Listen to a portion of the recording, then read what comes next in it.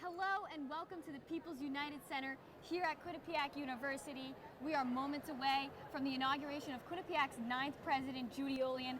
I'm your host, Katie O'Keefe, and joining me this morning, Aaron Provistolis, Director for Campus Life for Student Centers and Student Involvement, and Richard Hanley, Associate Professor of Journalism. Thank you for joining me this morning.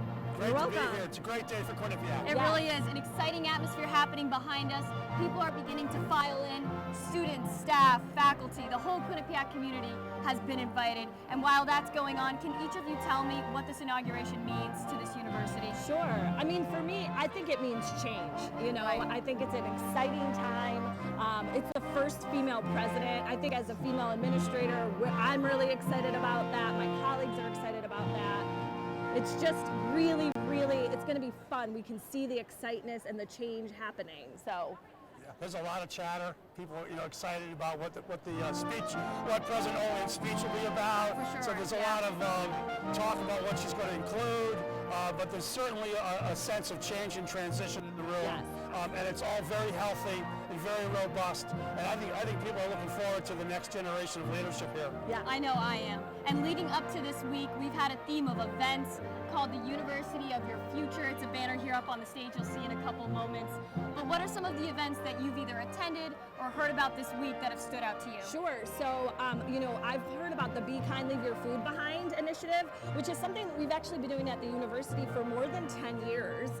It's sort of this collection of food as the students are exiting for the semester that we donate tons and tons, several tons of food to the local community. Right. Huge bins. It's Yeah. quite the undertaking. I've been part of that. I've collected food. I've done all of that. I drive around in the car and pick things up with Vince Contrucci, Director of Community Service. So that's a really awesome event where we're giving back to the community. Now, the Innovation Fair was spectacular. It showcased the work of students from across the university, medicine, engineering, communications, and so on. And to see the interdisciplinary collaboration was exceptional because it showed students are working out of their silos and it showed that they can collaborate on very innovative and very interesting projects. For example, the computer engineers worked with the mechanical engineers, worked with the perfusion program to come up with a monitor to help perfusion professionals do their job. Strategic Communications showcased their agency, which is an in-house advertising and public relations agency. So there was a lot of that energy in that room, and that energy has transitioned Yes, at the same level to today. Definitely. You see everyone working together, Yeah. and it's kind of been the Yeah. environment of Quinnipiac lately since Judy Olian has gotten here.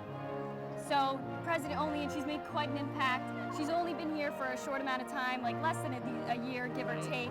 What has stood out to you from her presence so far here on campus and in the university? Absolutely. I think for me, as a director of campus life, and I work in the student centers, her engagement with our student population, she's so student-centered, she's so student-focused. She wants to hear what they think. She met with student government at 10:30 at night one night. She came in to talk about some things going on. She really wants to hear what they want out of their experience and out of their education, It matters to her, and you can sense that. She gets right down in there, rolls up her sleeves, and Right. she's like, let's talk, Yeah. So to me, that focus on student engagement has been awesome. And she has this exquisite combination of being able to listen to the community, but also to make decisive moves. She makes a move, it's done, and that's it. And that shows a very sharp clarity of thinking, which is informed by the community. And that's an unusual combination, and it's one that we're blessed at Quinnipiac to have in a leadership position. Definitely. And what are you most looking forward to? Some final thoughts before we go. What are you most looking forward to in President Olian's plans for the future? Sure. Club sports. 10 years coming, we're getting them, that's exciting. I'm really excited about the renovations to the Student Center, especially Rocky Top up at York Hill. She's come out publicly and said we're going to make some changes over the summer. And the residence halls, we're getting air conditioning. So those types of things, the things focused on the students, I'm really excited about. It definitely created a lot of buzz, a lot of Yes. her social media. She has a great social media presence She too. does. Yeah, she has a great presence everywhere, Yeah, across right. platforms on campus.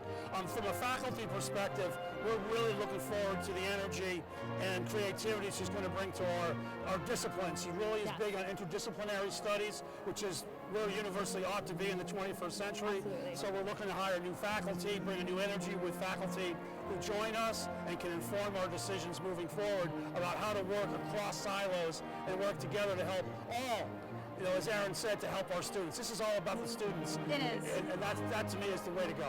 Definitely. And since she has been here, what have been some of your personal experiences with Judy Olian when you first met her and she came here? So the first time I met her was actually during Welcome Weekend last year. I got to walk her around this arena and bring her down to get up and get in front of the stage. It was her first address to the students, the incoming class last year. 2022, and she's a spitfire. You can feel it right away. She's excited, Definitely. she's moving, she's thinking, she's talking, and I appreciated that dynamic, charismatic personality right off the rip.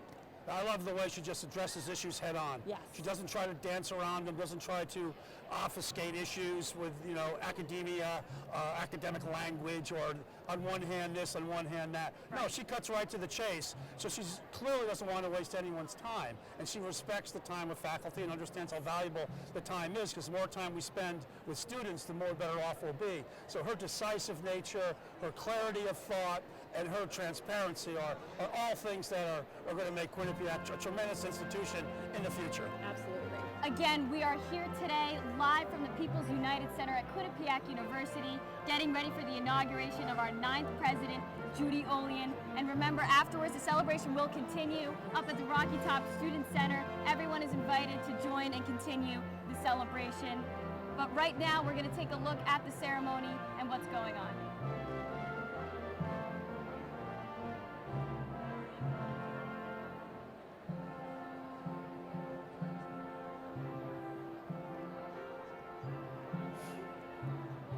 Okay, can you ask Pete to talk louder?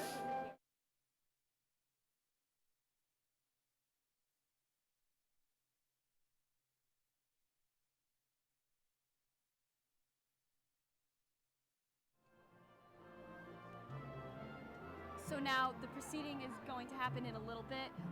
Who is coming here today, and what is the audience going to look like? Well, you're going to have faculty, staff, and a lot of students, and a lot of dignitaries. A lot of presidents from other universities are in the house, to welcome, President Olian to their community, which I think is spectacular. It just shows that although we're at competing institutions, we may compete with each other in sports and whatnot, it's all about collegiality. Every institution represented today, headed by Quinnipiac, exists to serve students.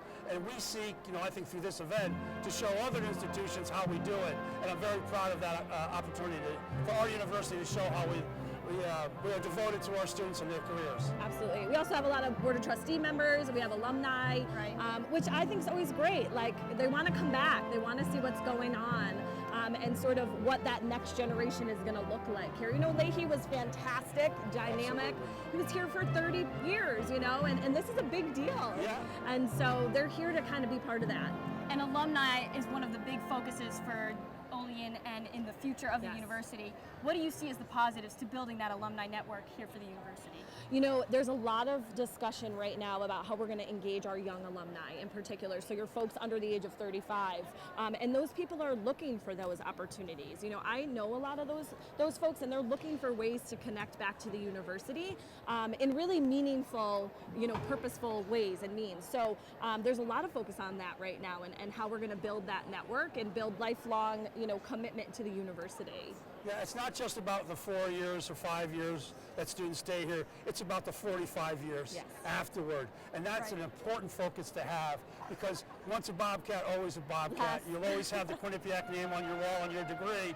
And we want to make sure that those alumni are welcome to our campus, and that although they may be scattered around the globe doing good works for the world, that they're still part of our family, and we want them to be part of our future in terms of planning, and just taking part as we move to become the university of the future.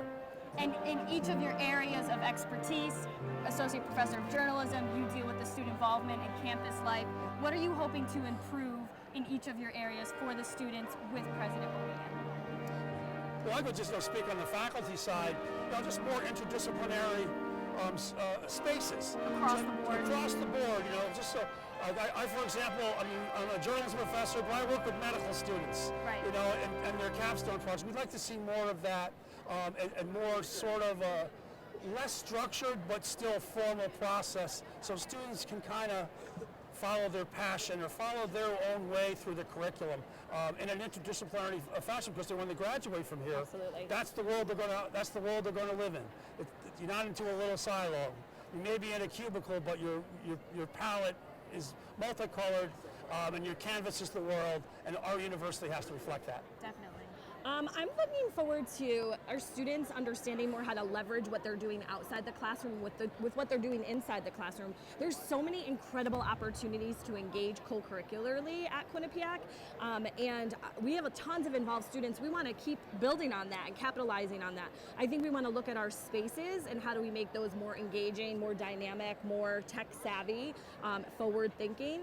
So just, improvements with all of those things in particular. And then also I think opportunities to kind of cross ways like you spoke about. How do we really build what they're doing outside with what's happening inside the classroom? Definitely. And this coming fall, I know she's made some announcements that will be coming to the school, whether it's faculty or dealing with student life. Yes. What are you each most looking forward to?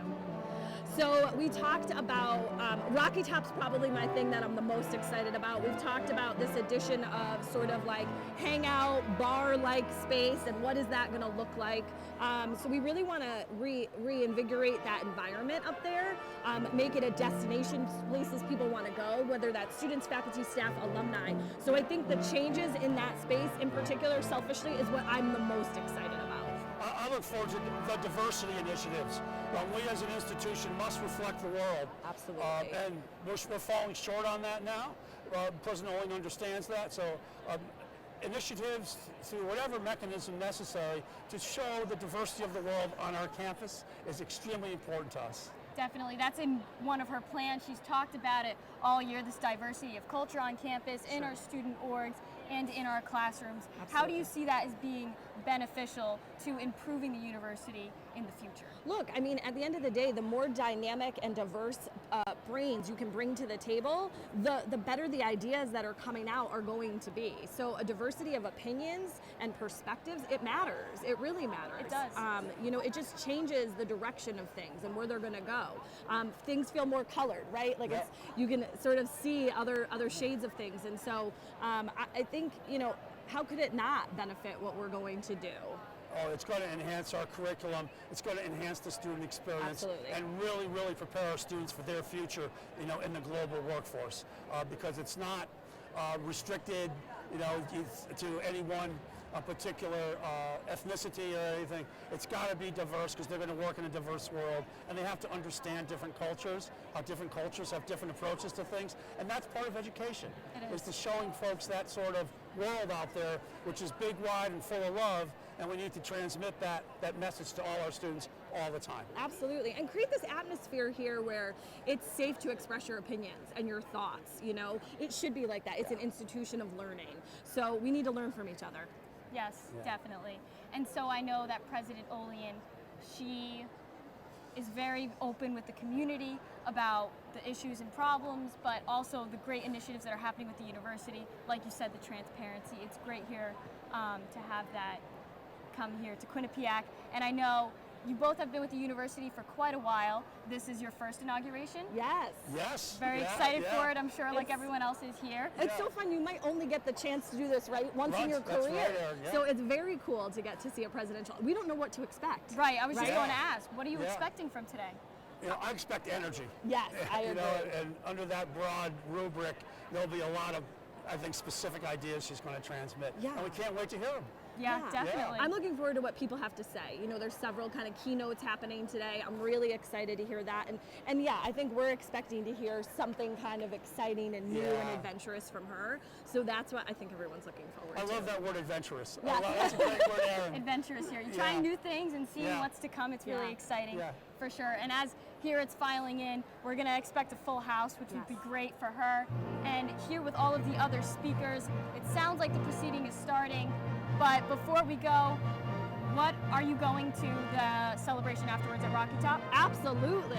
Yes. We're gonna be hungry by that point. Yeah. Right. I want to eat. You hope to see her and congratulate. of Right. Inaugurations have to be followed by a party. And it's going to be a party up at Rocky Top for sure. Yeah. Definitely, definitely. All right, well, as the music's playing, let's see what's going on out there.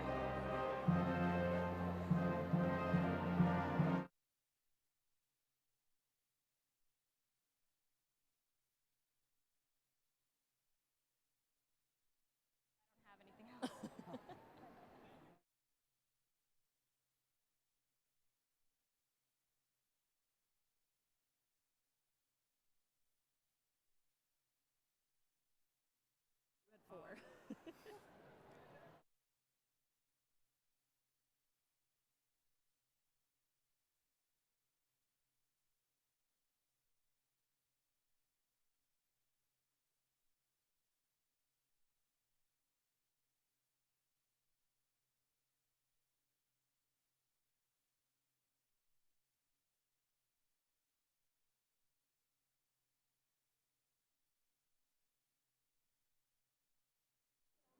President Olian, she does come from California, UCLA, Yes. their business school, coming here to New England. It's quite nice weather outside. How do you think she's been adjusting and coming here to New England? Well, I mean, let's be honest. It was a mild winter.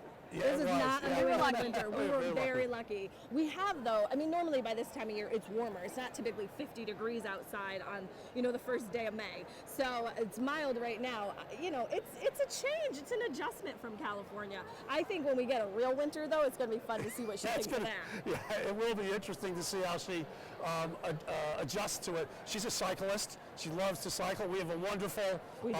a network of bike trails around here. We do. So she could bring a little California cool, Yes. to the cycling community, here in the greater Hamden, New Haven area. That would be cool. I think she'll just love our shoreline. Yes. It's not Malibu, No. but it's New Englandy, and it has a certain charm and mystery of its own. And so I expect she will adapt seamlessly to our New England seasons, which she'll love, particularly the autumn. Yes. And I think she'll love our shoreline, our bike trails. And I think just the fact that we're not, stodgy Yankees all buttoned down. We're kind of cool here in New England, too. We got our own vibe. Yes. And maybe we'll turn her into a Red Sox fan. Definitely. We'll see, huh? You We'll never see know. about that. You have to ask Yeah. her first and talk Red, about that. Red Sox, Yankees. We'll see where she falls on that Yeah, divide. that's Because Rich is a Yeah. Red Sox fan, clearly. course. I'm a Yankees fan, so we'll have to see what she decides. we may have to mediate that one. Exactly. She's probably like Dodgers all the way, Yeah. right? And maybe she could ship some Dodger dogs over from Dodger All right, Stadium. so let's see where people are filing in. Quinnipiac's 9th president inauguration. Let's tune in.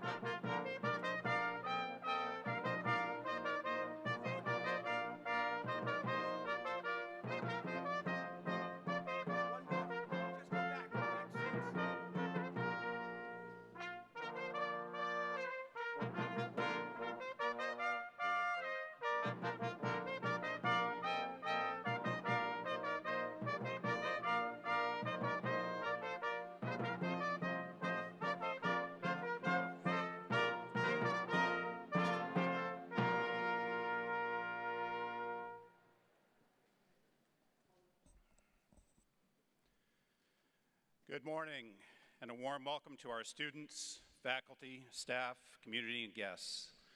I ask that you please rise for the presentation of the colors by Yale Air Force ROTC Detachment 9 cadets, and remain standing for the national anthem performed by the Quinnipiac Legends.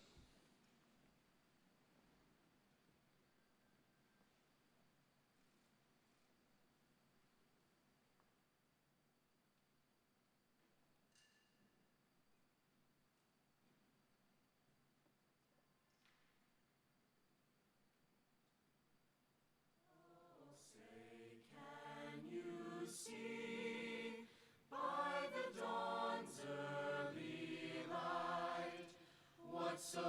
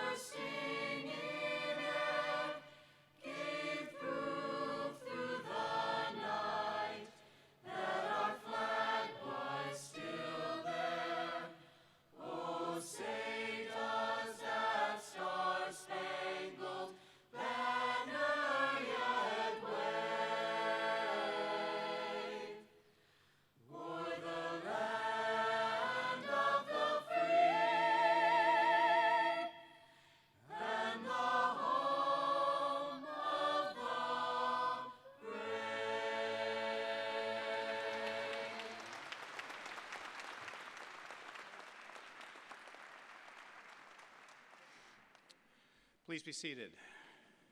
And thank you for that moving rendition of our national anthem.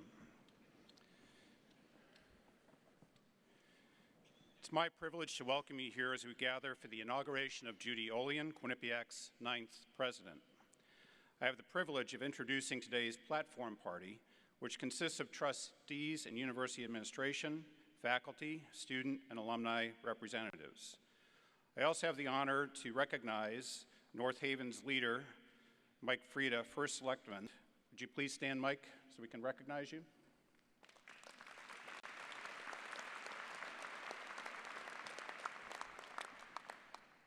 "2019 marks the 90th birthday of Quinnipiac University. From our beginnings in 1929 to today, Quinnipiac has had only 9 presidents. We saw 31 years of remarkable growth and expansion of our schools and academic programs under President Emeritus John Leahy. Today, we see another historic day as we inaugurate Quinnipiac's first female president, Judy Olian.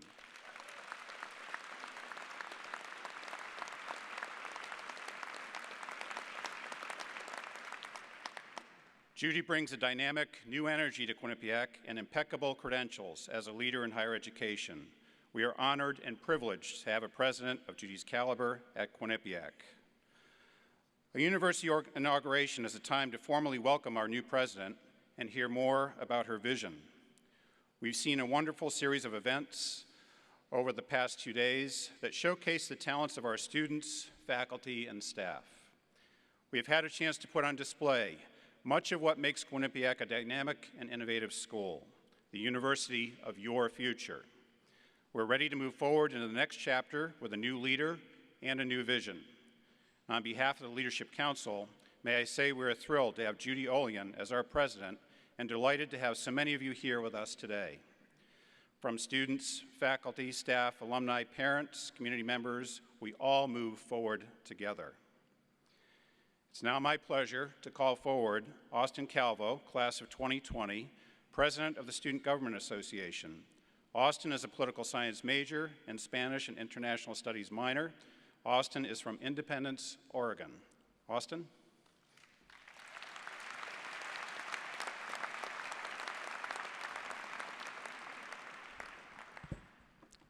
Good morning. I want to thank everyone for coming out today. This is truly a momentous time in Quinnipiac's history, and I am thrilled for the opportunity to share it with you all. My name is Austin Calvo. I'm a junior political science major from Independence, Oregon, and I'm the newly elected president of Quinnipiac Student Government Association. Any presidential inauguration at a university, much less one for Quinnipiac's first female president, marks a historic moment which I am honored to both see and play a role in. Having served on one of the task forces to help identify key priorities for President Olian's 5-year strategic plan, I have had a unique opportunity to see her vision of Quinnipiac since nearly the beginning of her time here. After interacting with her on multiple occasions, it is clear to me that President Olian's vision of Quinnipiac is one which will propel us into the future. I am incredibly excited to be able to work with all of the campus and community stakeholders to build the institution of the future, which is an innovative, transparent, and student-centered university. Abraham Lincoln once said, "The best way to predict your future is to create it," and I believe this remains true today. Quinnipiac is our university, and we hold true to the saying, "Once a Bobcat, always a Bobcat." We all have a role in creating the future of this incredible university, and with President Olian at the helm, there is nothing holding us back. Thank you to President Olian and everyone here for having me. This entire experience has been one of the biggest honors of my life, and I cannot wait to see what our shared futures hold. Thank you.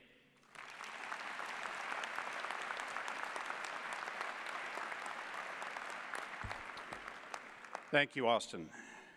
It's now my pleasure to call forward Edgar Rodriguez, Associate Vice President and Chief of Public Safety.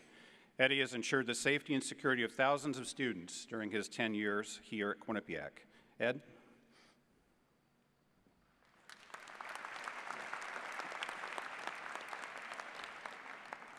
Good morning.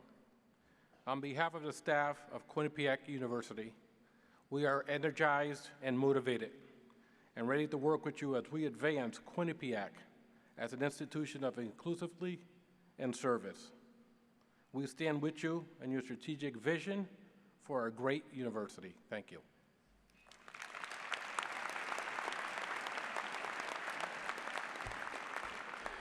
Thank you, Ed. I'm delighted to call forward Charlotte Hammond, Professor of Biology and Chair of the Faculty Senate. Charlotte has been with the university for 24 years and has advised hundreds of students during her tenure here. Charlotte.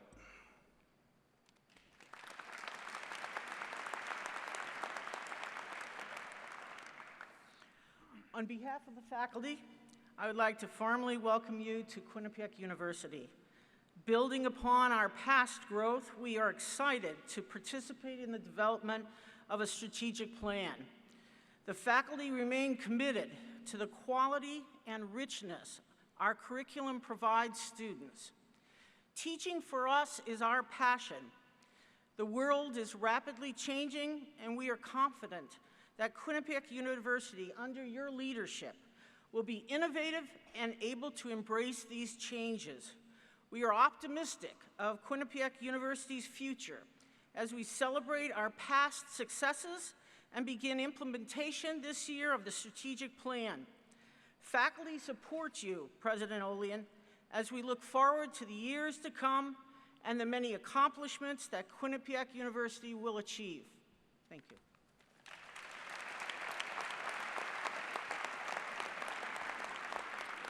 Thank you, Charlotte. It's now my honor to introduce our keynote speaker, Michael Schill, President of the University of Oregon. Prior to his current position, President Schill was Dean of the University of Chicago Law School and also served as Dean and Professor of Law at the University of California, Los Angeles School of Law. He and Judy have been friends and colleagues for many years. Please join me in welcoming Michael Schill.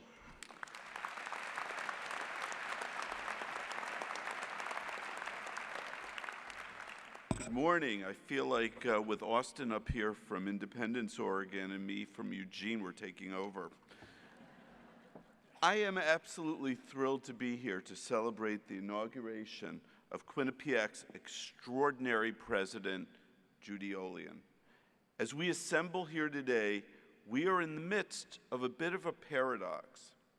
At no time in our history has a college education been so vital and so important as today. Yet, at no time in my memory has there been more doubt or dissension among the public concerning our institutions of higher learning, the value of what we do, and how we do it. In the next few minutes, I would like to talk a bit about some of the headwinds facing leaders of colleges and universities in the United States, a set of challenges that President Olian has already, or no doubt will likely, encounter over the next several years. Then I want to suggest why Quinnipiac's new president is the ideal person to deal with them. Now today, perhaps more than any time in our nation's history, a college degree is necessary for a good and a secure life. Let's start with economic welfare. College graduates, on average, earn far more than their non-college going peers, 66% more, or $1 million over the course of their lifetimes. This disparity is growing rather than shrinking. It is not unusual to hear that a college education is to the 21st century what a high school degree was to the 20th. Research also reliably demonstrates that college graduates are in general happier, healthier, have greater job satisfaction, and are more engaged in their communities than those who don't graduate from college. Now, the benefits of post-secondary education extend far beyond the individual to our entire community. Higher education leads to greater labor productivity and a bigger economic pie for all of us. It also leads to more civic involvement and hopefully a more informed civic discourse and voting public. And the research that our faculties and our students do fuels discoveries, innovations, leads to cures to diseases, improves human life. So with all of these benefits, one would think that universities would be at the very top of every American's list of favorite institutions, right? Well, with apologies to the great Quinnipiac poll, a recent Gallup poll found quite the opposite. In 2018, only 48% of American adults expressed a great deal or quite a lot of confidence in higher education. That was a reduction of 9 percentage points from just 2015. It is comforting, I suppose, that we still rank quite a bit above Congress, which comes in at 11%, but the erosion, that's called comfort, but the erosion of our support is worrisome. Perhaps even more concerning are the results of a 2018 Pew Research survey. About 6 in 10 Americans thought higher education was going in the wrong direction. While Republicans were more negative than Democrats, just over half of the Democrats responded negatively. Now, one only needs to look at newspapers or watch TV to experience the critique of our colleges and our universities. On the right, there is concern that universities are disproportionately composed of leftist faculty members who are trying to indoctrinate our students in anti-American values. And on the left, there is a concern that universities are the tools of corporatist interests and that actually, far from being the engines of social mobility that they were in the past, they are dividing us and they are increasing the gulf of incomes between the haves and the have-nots. Now, the greatest strength of our universities and our colleges, our commitment to academic freedom and freedom of expression, that great abiding strength has actually instead made us vulnerable. Over the past 5 years, as our national politics have polarized, the right and the left have used higher education to fight proxy wars. Provocateurs have come to our campuses, hurling racist taunts at our students who have reacted predictably with angry confrontations. In a series of well-publicized confrontations, speakers have been shouted down, and in some instances, violence has ensued, such as the horrific events that occurred in Charlottesville in 2017. Our stock in trade, knowledge, has been demeaned. When politicians and the media refuse to accept scientific facts, they not only mislead the nation, but they belittle everything that we are committed to: the pursuit of knowledge, rationality, human enlightenment.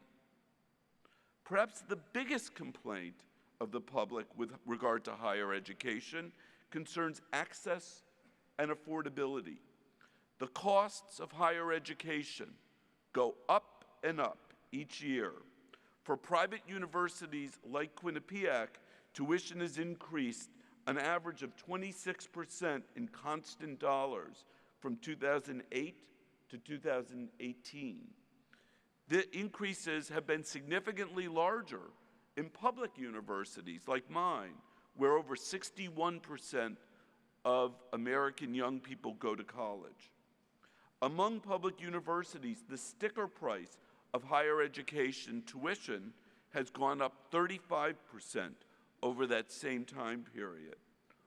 What are the causes of this?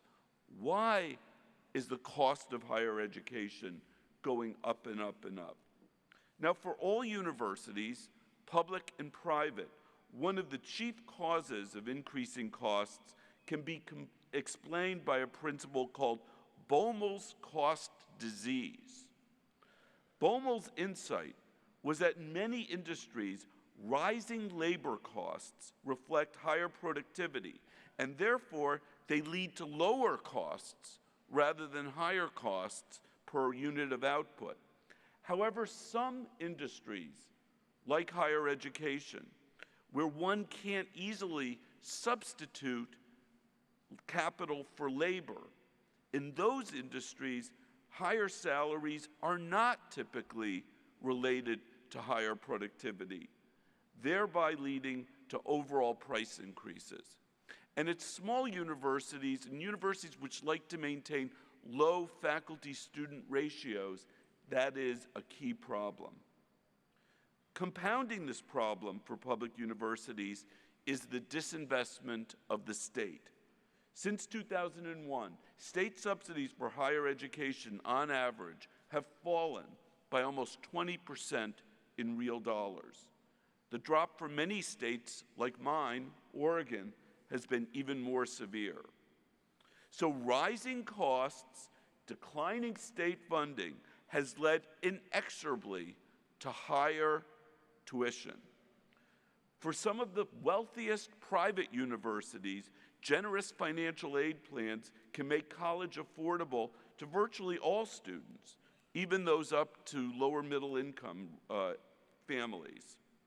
But while these programs are wonderful, it is important to realize that these same schools' ultra-selective admissions practices mean that only a small number of America's young people and students that are from those income levels can ever be benefited by those programs.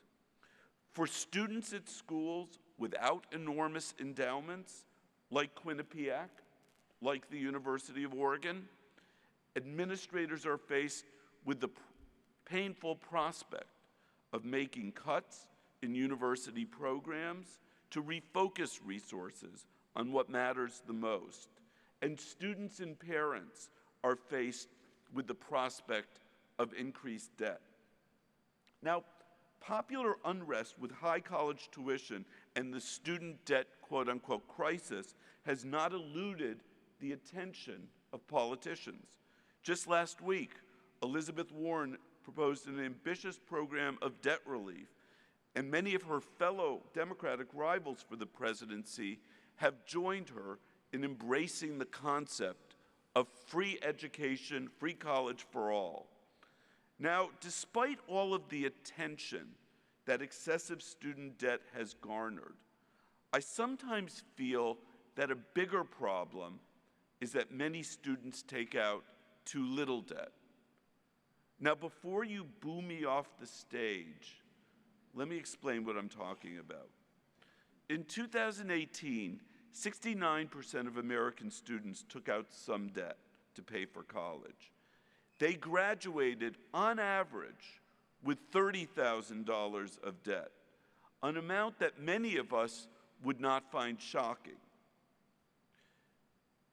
There are plenty of horror stories out there, and they actually skew the average up, typically involving students who went to for-profit schools or students who didn't graduate at all, and they're in the worst shape because they have debt and no way to pay for that debt with an income that they would get from their degree.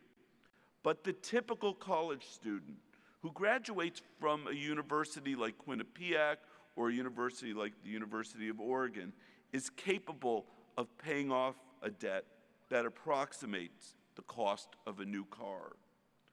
What I worry about is that many students today have learned the lessons of the 2008 economic collapse too well. They saw their parents take out too much debt. They saw their parents lose their homes to foreclosure. They reject debt, no matter how reasonable or the amount of the debt or the terms of the debt. Here's what happens. Some of those students forego college altogether. Some go to community colleges where their probability of graduating is much, much lower than at a four-year grad school. And some work 2, 3, or more jobs, leaving less time available for themselves to engage in school, to do their homework. In the end, they would have been better taking a moderate amount of debt in student loans and paying them off at graduation. Now, many Americans are also concerned that students graduate without jobs or the skills to immediately obtain a job. I hear that from parents all the time. The economic crisis of 2008 and the increase in the cost of higher education have made many parents and students very conscious that one of the purposes of education is to prepare for employment. We see this every day in our schools, in the increasing tendency of students to take courses in engineering, computer science, and business. At many universities, course enrollments, majors in the humanities and the social sciences have taken a precipitous nosedive. Now, unfortunately, no amount of cheerleading for the liberal arts, in which we stress the importance of critical thinking, has been able to stem this decline. Despite this increasing careerism on the part of our students, and despite the activities of many universities to enhance career services, their parents still don't think that we're doing enough to teach marketable skills. Finally, and most recently, the Varsity Blues prosecutions have caused many Americans to believe that their children do not compete on an even playing field for admission to college. Furthermore, persistent controversies involving affirmative action and legacy admissions have caused many to lose confidence in our universities. That's a long list of woes for a day that's supposed to be happy. But the happiness is coming. The happiness is to my right. Presidents today, in summary, face a series of problems that are seemingly intractable. And then when you add social media to the mix, a run-of-the-mill problem goes viral, blows up, and becomes a big one. Is it any wonder that University of Texas Chancellor William H. McRaven commented to his Board of Regents at the time of his retirement, quote, "The toughest job in the nation is the one of an academic or health institution president." Any wonder about that? The amazing thing is, this is from the man who put together the plan to kill Osama bin Laden. But higher education is a more challenging job. Now that I've thoroughly depressed you with the challenges that universities face, it's time to talk about your new leader, Judy Olian. Let me start with my conclusion that the Board of Trustees has made a brilliant decision in appointing Judy president of this wonderful university. She is the perfect person to manage these challenges. She is the perfect person to surmount these challenges. Now, the seminal text on higher education leadership was written by Michael Cohn and James March in 1975. It characterizes American universities as quote-unquote organized anarchies, characterized by, quote, problematic goals, unclear technology, fluid participation. I'm not sure how this sounds to all of you, but I think Judy Olian is ideally suited to run an organized anarchy. I met Judy in 2005 when I was the dean of the UCLA Law School. Following a failed search for the dean of the Anderson School of Management, I was asked to help out in searching and recruiting for a new leader.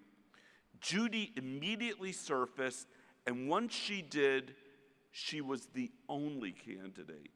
And she and I quickly became fast friends and confidants. And that relationship has continued to today, I'm pleased to say. Judy Olian's background is compelling. She has seen hardship up close, yet she doesn't wear her experiences on her sleeve. Judy has the wisdom gained from being thrown into different cultures and always excelling in each and every one of them.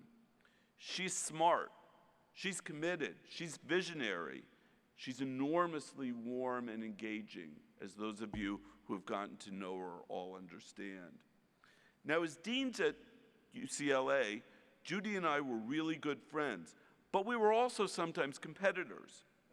When it came to fundraising, Judy was as aggressive and as successful as they come, something that should enormously please the entire Quinnipiac community, yet perhaps slightly worry alumni who see her phone number pop up on their cell phones.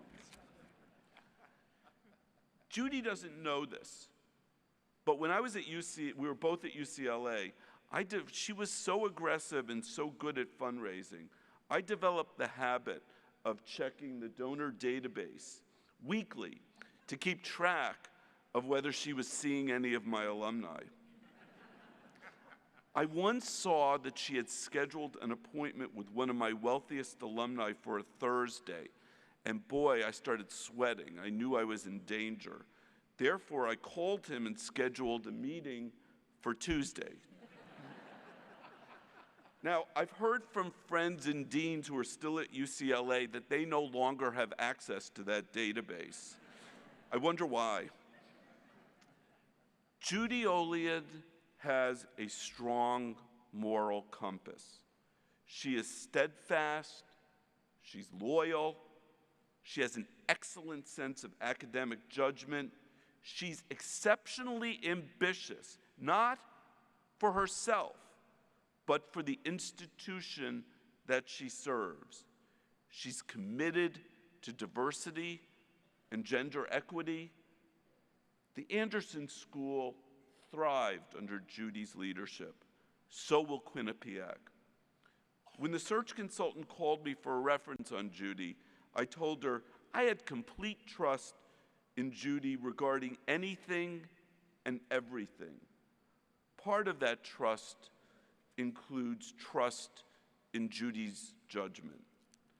There's a lot in the day-to-day life of a president that could cause one to experience a series of emotions ranging from elation to despondency, delight to outrage, empathy to dislike.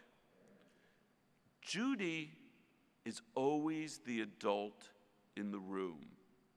I'm sure that she feels all of these emotions, as all of us do, but she doesn't let them cloud her decisions, which are always made with integrity, and they're always made in the cool light of rationality. Thus, as Judy works her way through the organized anarchy of running Quinnipiac University, you will see a master tactician at work. You will see a visionary. You will see a path breaker and a leader.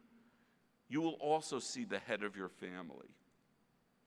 Judy Olian believes in higher education because Judy Olian believes in the future. I'd like to congratulate all of you on this very, very special day. Your future is bright. Yes, there's a lot of challenges facing higher education, but there is no one better equipped to meet them than your president, Judy Olian. Thank you.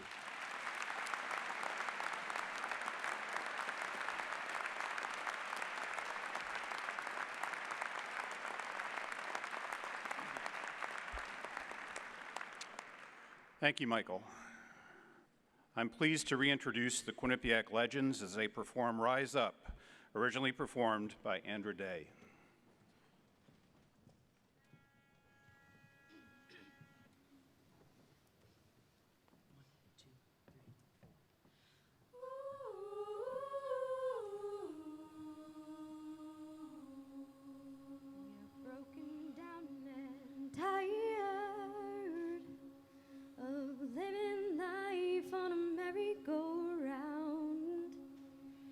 You can't find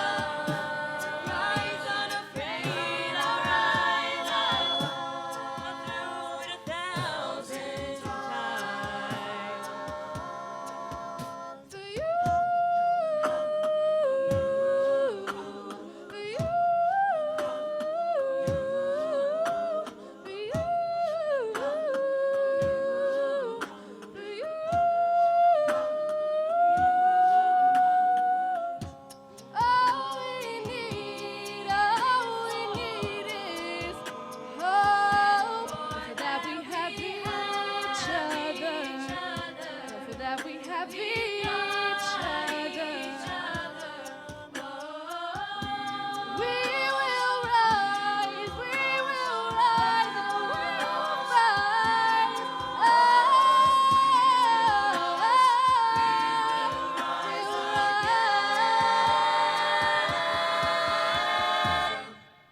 And I'll rise up, rise like the day, and I'll rise up, rise unafraid, I'll rise up 1,000 times again. I'll rise up, rise like the day, I'll rise up, rise unafraid, I'll rise up, and I'll do it 1,000 times again. And I'll rise up, rise like the day, and I'll rise up, in spite of the ache, I'll rise up, and we'll do it 1,000 times again.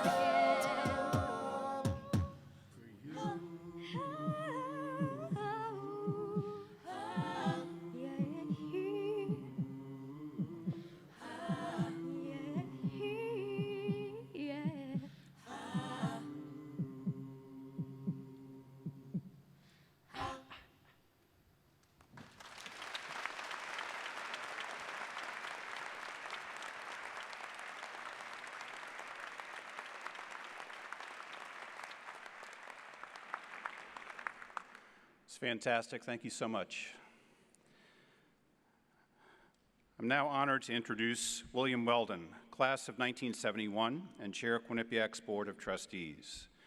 Bill, a former chairman and CEO of Johnson & Johnson, rose through the ranks of that company after graduating from Quinnipiac. He served in sales, marketing, and international management positions before becoming president of Ethicon Endosurgery at Johnson & Johnson, eventually becoming chairman and CEO of the entire company in 2002. In the company's then 116-year history, only 5 individuals had held that role. During his tenure, Bill led J&J through the 2008 recession, ensuring the company was well positioned for future growth when he retired in 2012. Bill has served on the board at Quinnipiac since 1999 and was elected chairman in 2016. He also led the search committee, which selected Judy as Quinnipiac's 9th president. Bill's wife, Barbara, is also a Quinnipiac alumna. Bill?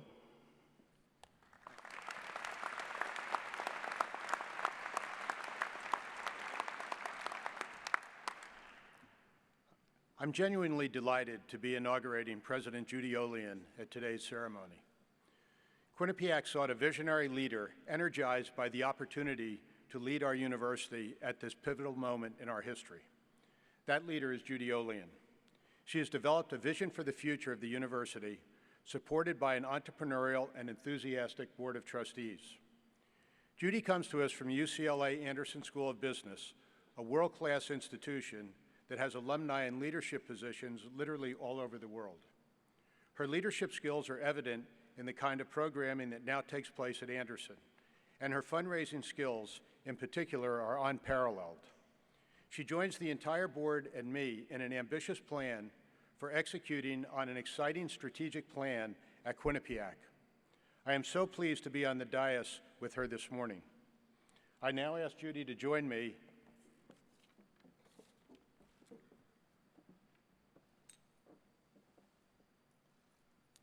I have to read this because I don't know what I'm going to say. By virtue of the authority of Quinnipiac University's Board of Trustees, I place over your shoulders the seal of the university, the symbol of the higher office which you now hold.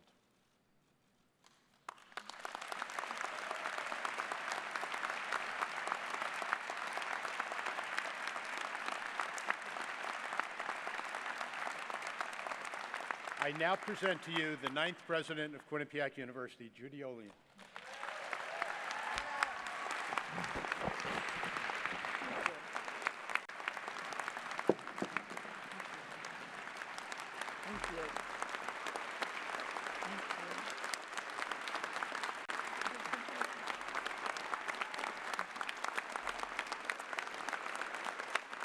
Thank you. Thanks. Good morning, everyone. And my deepest thanks to Mike Schill and Bill Weldon, President and Chairman, for their really profound insights and overly generous words. I have learned a lot from both of you and from your principled leadership, wisdom, and resilience. And Mike, from your fundraising prowess, do not mistake that. And I'm privileged to count you as friends and mentors. I'd also like to take a moment to recognize my friend and colleague, Executive Vice President and Provost Mark Thompson, who's been central to Quinnipiac's trajectory over the last 21 years.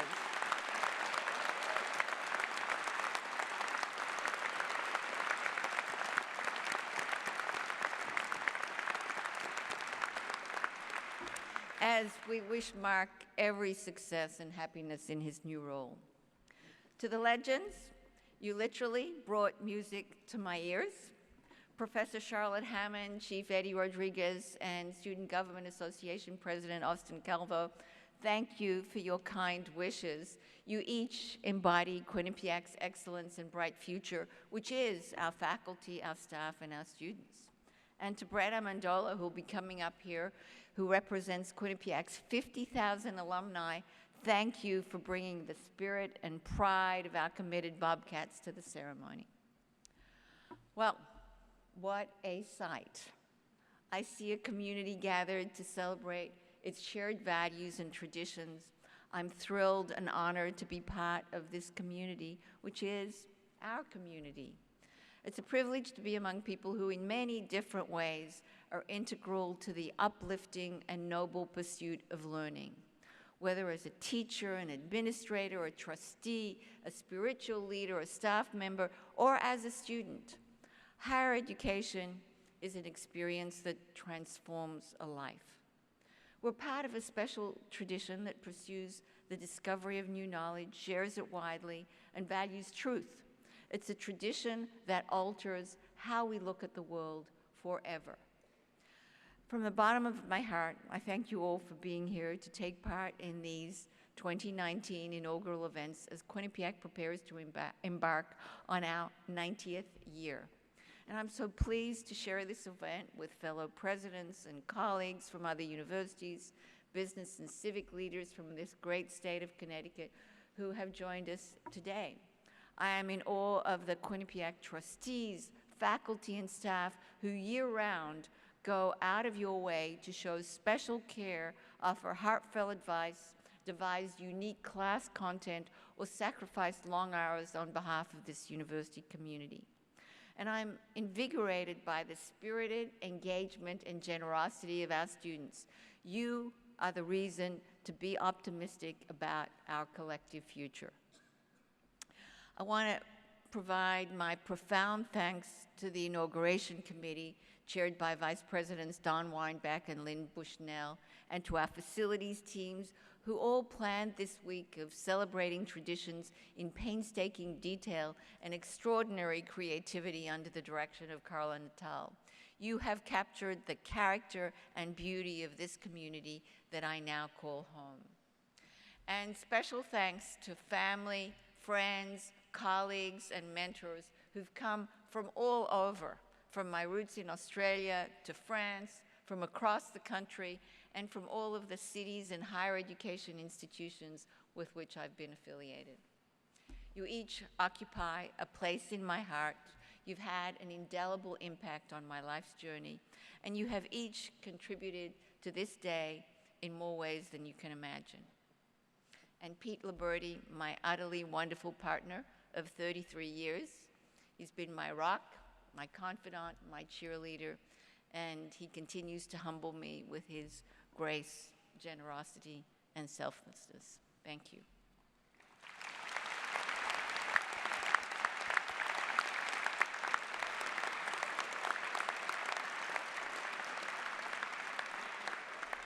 It may seem odd to anyone not from academia to hold an inauguration at the end of both a semester and a school year.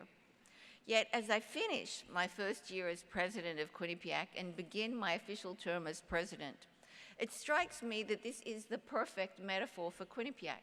This is a university defined by constant beginnings. They can happen anywhere and at any time, as indeed they have throughout the 9 decades since Samuel Taylor and his first 11 students, who paid $100 apiece, I know a lot less than you pay today.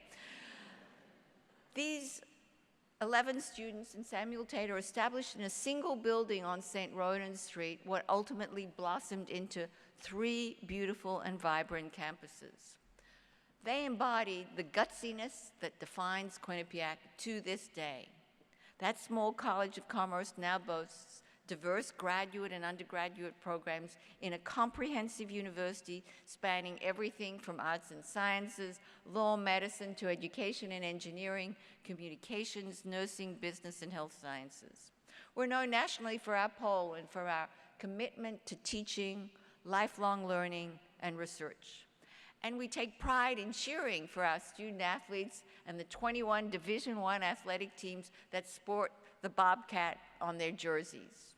At each juncture in our history, the trustees, leadership, faculty, students, and staff of Quinnipiac made possible the future we now enjoy because they made daring choices backed by action. That courage and vision was certainly embodied in my predecessor, John Leahy, who throughout his 31 years as president, John saw opportunity and potential and turned them into action and reality. His vision, coupled with ambition, fearlessness, morphed Quinnipiac to the changing realities of the 20th and now the 21st century. We owe enormous gratitude to John for his leadership and tenacity.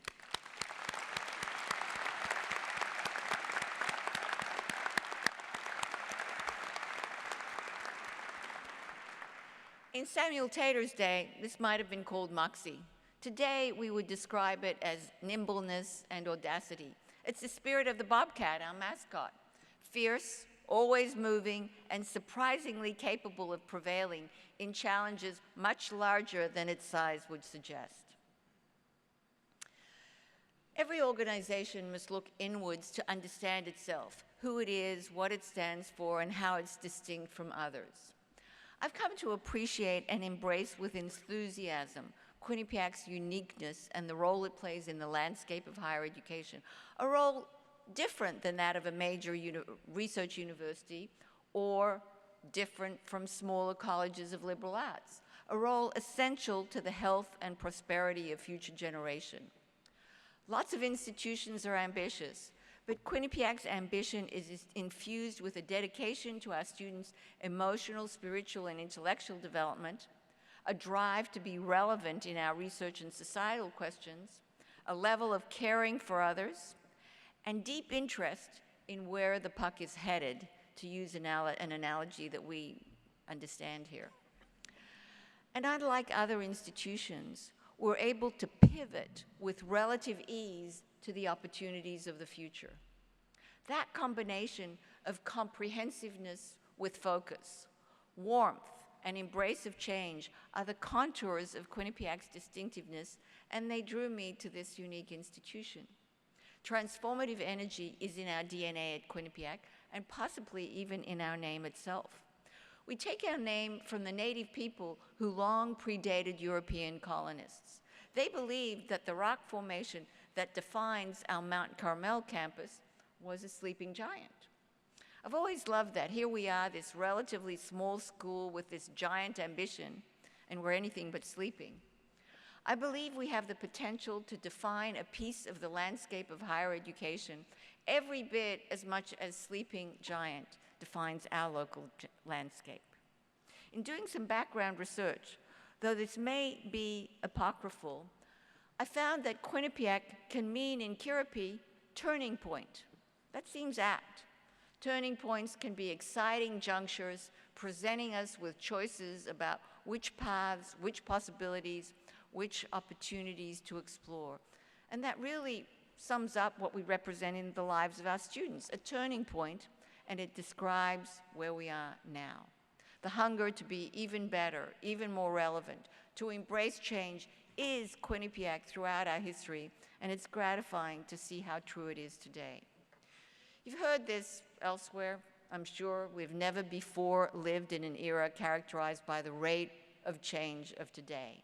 That dizzying pace of change is in technological advances, the volume of speed of information sharing, in market structures, geopolitical forces and threats, environmental and physical risks, and the makeup and movement of societies. In tandem with these dramatic shifts, the university of the future cannot be a replica of what it was yesterday, or even what it is today.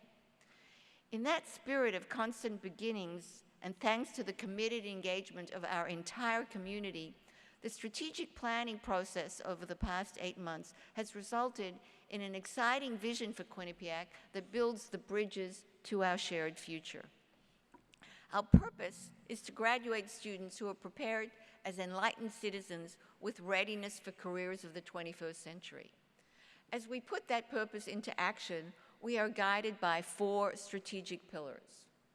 First, we will foster an institution-wide mindset of continuous learning for 21st century knowledge and skill needs. We'll develop new specializations and credentialing in the health sciences and engineering, applications of software and artificial intelligence, expansion of cybersecurity, data science, and data translation credentials, and invite interdisciplinary connections across fields, research institutes, and centers that increasingly offer opportunities for scholarly advances and market solutions. A mindset for the 21st century requires continued adaptability also from within. Quinnipiac's faculty and staff are the essential drivers of this mindset and have long sparked a culture that is nimble and audacious. It's essential that we continue to support this vibrant intellectual community and invest in the scholarship and lifelong learning needs of faculty and staff, in addition to research infrastructure and educational experiments. Facilities for classrooms, labs, and faculty are a vital need to enable this community to flourish. We will also expand our partnerships with leading employers to facilitate cross-disciplinary, high-impact, experiential and immersive learning opportunities that blur the divide between work and school and enhance the immediacy and relevance of traditional curricula of universities. Second, we will be an inclusive, excellence-driven community. We aspire to become a community that is built on trust, openness, and civility, that invites honest conversation about difficult subjects, and that cares for and elevates marginal members of society. Let us celebrate the differences within our community and welcome first-generation students, individuals with disabilities, members of underrepresented groups, LGBTQ members, veterans and active duty military, individuals from varying socioeconomic backgrounds, and adults beyond traditional age students who now make up 35 to 40% of those enrolled in undergraduate education. At QU, we recognize that complex problems and effective solutions are best approached by teams with a variety of perspectives. But we are not yet where we need to be as an inclusive institution, not in faculty or staff, not in students or alumni, not in programming. We aspire to be more. I've said this before, education is a human right, and we will do our part. We will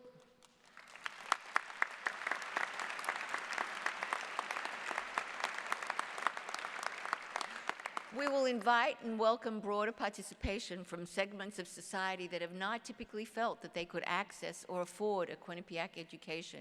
We will build pipeline programs that encourage new populations of entrants into Quinnipiac and that facilitate their integration into and sense of belonging within our community. We will reach out to community colleges, untapped high schools, to new geographies, and lead with staff who are particularly adept in working with diverse populations. We must prioritize fundraising for student financial aid to lower the barriers that often limit access to education, particularly in marginalized communities. Third, we will nurture and positively impact internal, local, and global communities. That means looking inward to take care of ourselves. our community's total well-being, tending to the physical, emotional, and spiritual health of our students, faculty, and staff, and stewarding the financial and natural resources that we're fortunate to enjoy. We will build a foundation for healthy living as a lifelong pursuit. Central to this strategic pillar is a state-of-the-art health and wellness center with activities and programming that support physical fitness, medical needs, mental health counseling, and ongoing wellness and prevention education as a foundation for life. We will initiate a comprehensive sustainability plan to advance responsible management of the natural resources of the campus and build a community mindset of protective stewardship of the planet's environmental resources. We must also nurture broader community purpose to reinforce an unselfish sense of duty. There's nothing deserved about being lucky or unlucky. It's just luck. And it is incumbent upon us to help others who haven't been so lucky.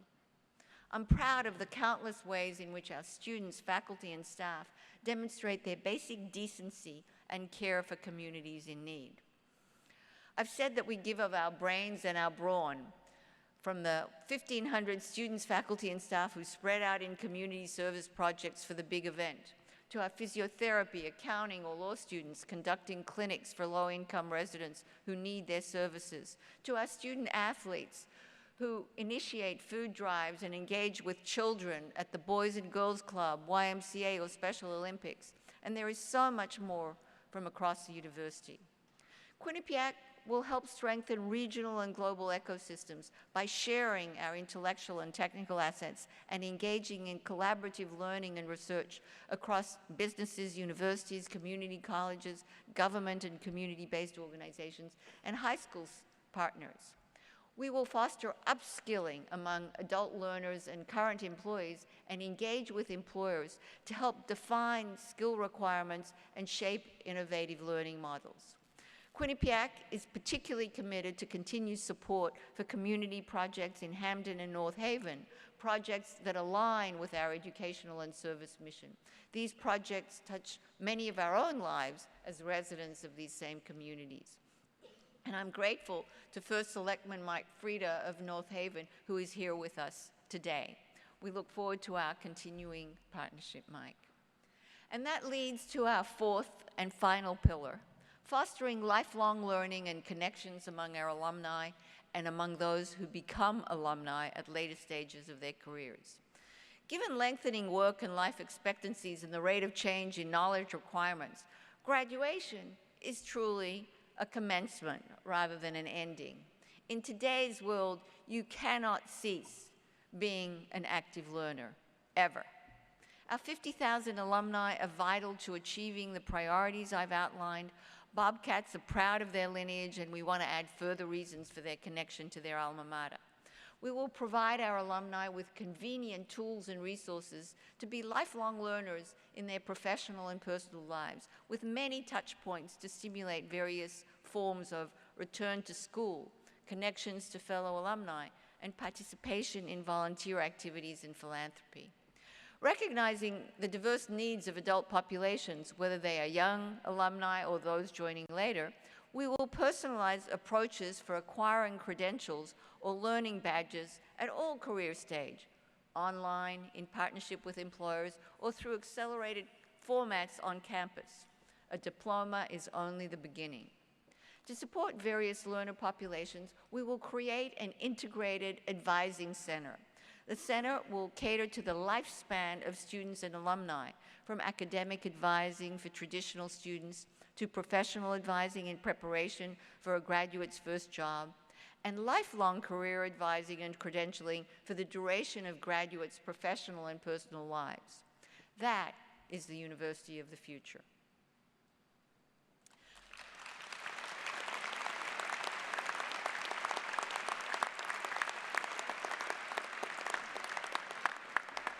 Our vision for the University of the Future is not without challenge. President Schill spoke of the extraordinary complexities of academic leadership today. Universities sit at the intersection of major societal fault lines: access and affordability versus declining support for education and research, merit-oriented policies versus the leverage of privilege, open discourse over a spectrum of ideas versus intolerance of ideas that are different, and painful cleavages along economic, gender, racial, ethnic, and religious divides. These fault lines in society are sadly deepening, which has led some to question the very essence of the value and the values of universities. But in a time of growing income inequality and social and political polarizations, universities must double down on what they've always stood for: truths, not personal opinions; openness to ideas, the familiar and unfamiliar, the comfortable and uncomfortable; affordability to a broad spectrum of learners; and inclusive excellence. These are hard ideals to achieve, yet we must, since these ideals are the very essence of democratic society. At Quinnipiac, we can and we will. And if institutions of higher learning falter in their achievement of these ideas, where else can we turn to expect better? Steve Jobs said that you can only make sense of your life when you look back and connect the dots. My own journey in education started before I was born, with my parents, who met at a school board meeting in Poland. They were married just before World War II, before the Holocaust separated them. They lost each other for 7 years. My father was in Australia, while my mother was a refugee in Poland and then Russia, each the sole survivor of their large families. Through sheer luck, they found each other and were reunited in Australia. As I said earlier, luck plays a big role in life. My father died when I was 12, and my eldest brother passed 3 years later. My middle brother and I were raised by my mother, who had been a teacher and head of school in pre-Nazi Poland. She remained that teacher to me till her last day. I've been fortunate to be redirected in my life by other teachers too. I had a history teacher in high school in Jerusalem who scared the living daylights out of me. I was not the best student. And through fear and attentive caring, she made sure I didn't squander then whatever talents I had. I had a professor at the University of Wisconsin, Don Schwab, who stunned me one day asking the question, "Why don't you think about doing a PhD? And here's what's involved." Looking back, that's how the dots connected for me. Without that question, or those teachers, and that fateful school board where my parents met, I wouldn't be here today. Every one of our faculty and staff is that teacher, that person who can change the course of a life. I'm a fervent believer in and a proud champion of the transformative role of education, and of US higher education in particular. I came to America on an immigrant visa and received a scholarship to go to graduate school at Wisconsin. That's how I was swept up in the transformative power of higher education in the US and in the embrace of immigrants by the US.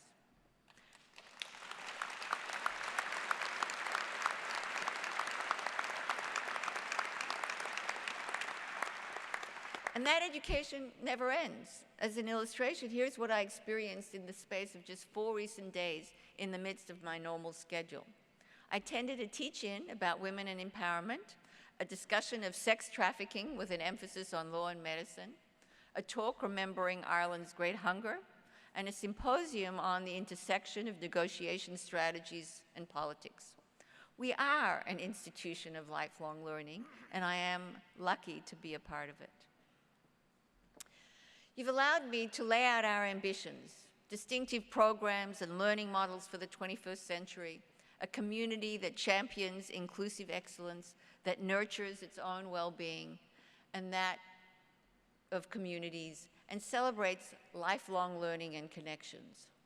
I'm sure you also recognize the vast scope of all that we must create and build to realize these ambitions. Where we are today is due to the audacity and resoluteness of those who preceded us. They built bridges upon which we now stand, and they challenged us to continue to traverse them. As Winston Churchill said, to improve is to change. To be perfect is to change often. And change we shall. I'm thrilled to be able to make a landmark announcement today that jumpstarts our ambitious plan and brings us more rapidly to realizing our collective vision. Leadership comes in many forms, by lifting others' sights to see bigger purpose, with steadfast principled choices, insightful and impactful strategic decisions, and in some instances, with inspiring philanthropy. It is rare that all of these leadership qualities are seen in the same individuals. In this case, they are. I speak of Board Chairman Bill Weldon and his wife Barbara, who were married while attending Quinnipiac as undergraduates, and who together have impacted countless lives and organizations with all of the forms of leadership I mentioned. Today, they add to that legacy with a momentous commitment of $15 million to support the future plans of Quinnipiac.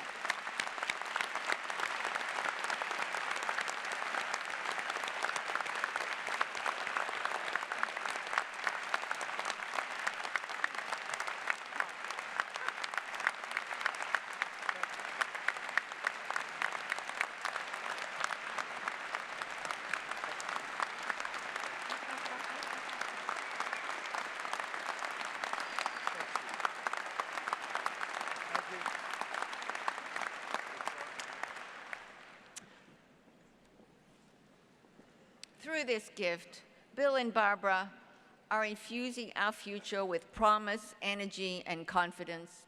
We are all indebted to them for their unwavering commitment to Quinnipiac over many years, for their leadership and vision, for lifting our collective sights, and for their personal friendship. Thank you. As I conclude my first year at Quinnipiac, I come back to where I started, feeling invigorated by the traditions and by the great promise of our university. Quinnipiac is a place of constant beginnings. It's gutsy in its embrace of change. It is connected to the needs of the future in its research and learning programs. It is preparing civically engaged and 21st century ready graduates who will advance society. It nurtures the well-being of its community and its pursuit of lifelong learning. And it is hungry to be a force of good in the broader world we share. I pledge to do my utmost on behalf of Quinnipiac, honoring its past, celebrating its present, and anticipating its bright future that is uniquely its own. I'm grateful for the generosity of Bill and Barbara, moved by Quinnipiac's embrace of Pete and me, and nourished by the faith I have in the people who make this institution what it has become, who will build the bridges of what it is yet to be. Thank you, and go Bobcats.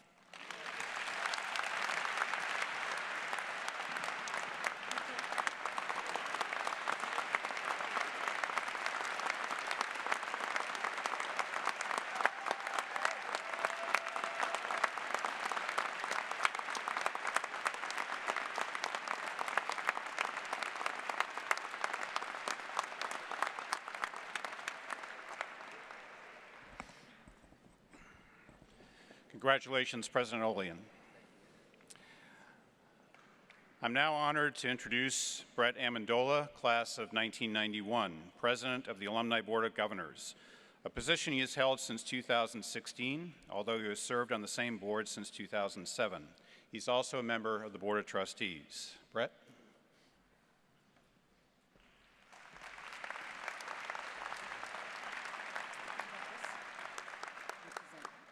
President Olian, as President of the Alumni Board of Governors and in recognition of your inauguration and responsibility as the leader of Quinnipiac University, I'm honored to present you with the foundational documents for what is today Quinnipiac.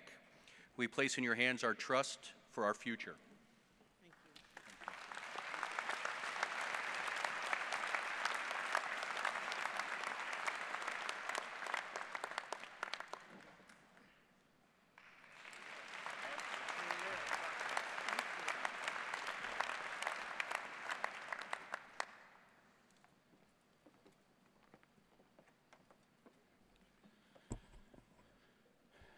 Thank you for coming today. This concludes the inauguration ceremony, and everyone is invited to attend a celebratory lunch reception starting right now at the Rocky Top Student Center. Shuttle transportation to Rocky Top is available as you exit this building for those that need it. We also ask that you stop at one of the 4 mural stations at the reception at Rocky Top as we work together as the Quinnipiac community to create murals that will be installed at Yale New Haven Hospital to brighten the hallways and provide comfort to patients. Thank you for taking part in this historic day for Quinnipiac, and congratulations to President Judy Olian and to the entire community for the next brilliant chapter of Quinnipiac University.